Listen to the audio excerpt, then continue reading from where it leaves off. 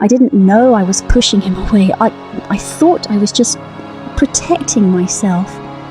But sometimes the war we fight in our own mind becomes the wall between us and the people who love us.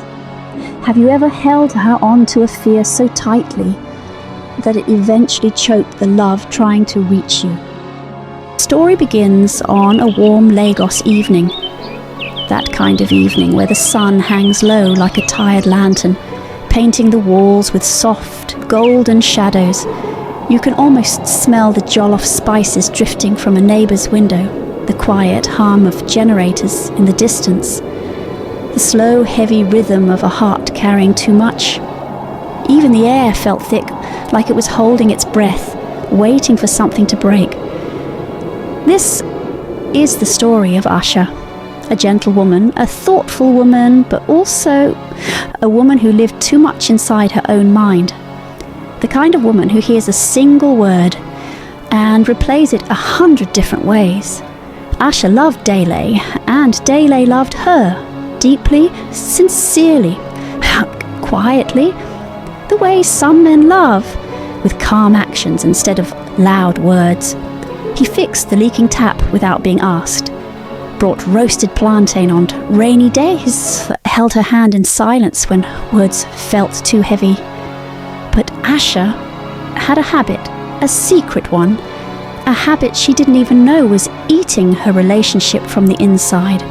She overthought everything. When Dele was quiet, she assumed he's losing interest. When he was busy, she concluded he must be talking to someone else. When he didn't reply fast, her chest tightened, as if holding old wounds that never healed.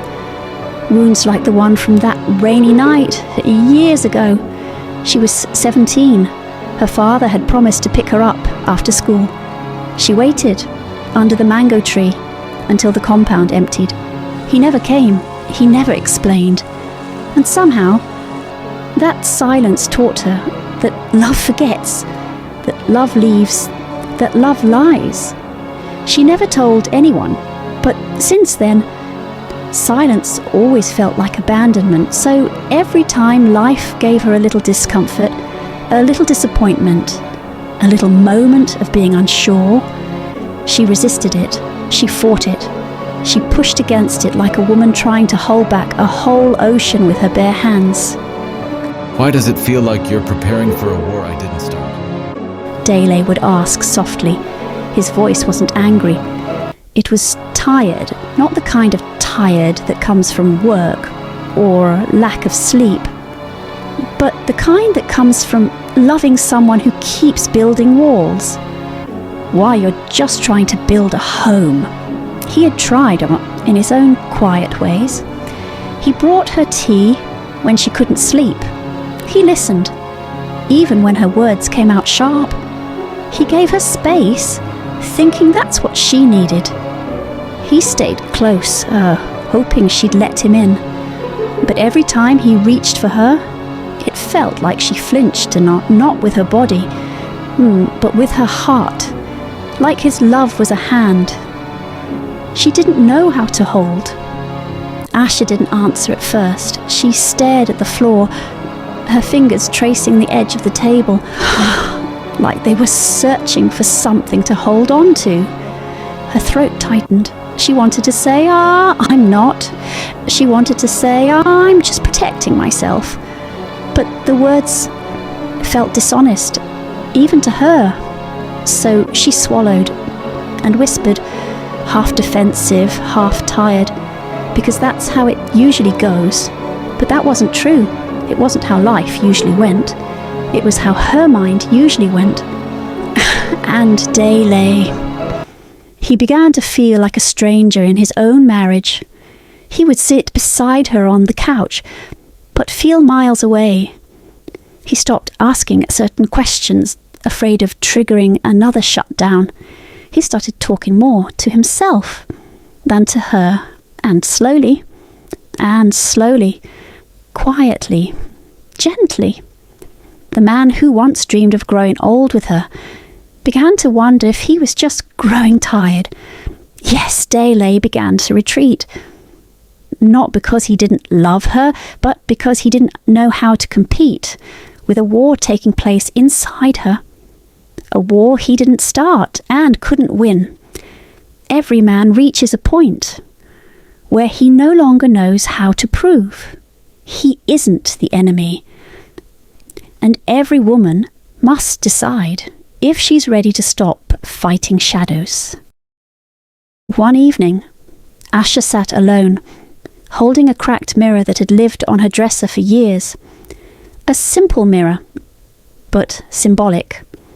The cracks spread across her reflection like a web, a reflection she never truly believed in. And suddenly it hit her. I've been seeing everything through these cracks. My past, my fears, my assumptions, my present. She remembered the thoughts she fed herself daily. All men cheat. Men always disappoint. Relationships are hard. I must stay alert so I don't get hurt. But she didn't know those thoughts were the real thing pushing love away. Not Dele, not fate, not life. Her mindset. Life wasn't attacking her. Her resistance to life was. She finally asked herself, what if I stopped fighting the wrong battles? What if love wasn't trying to hurt me, but trying to reach me? What if I've been the storm I feared? The next morning, she breathed differently, slower, softer, freer. For the first time, she allowed herself to simply be present, not afraid and not assuming, not planning the next disappointment. And she reached out to Dele, not with fear, but with honesty. I see it now. The battle was never you. It was me, lost in my own fears. It wasn't a perfect ending. It wasn't a movie fairy tale. But it was a beginning, a real one. Because life becomes lighter the moment we stop arguing with what is and start healing from what was. And in that new lightness, love finds room to return.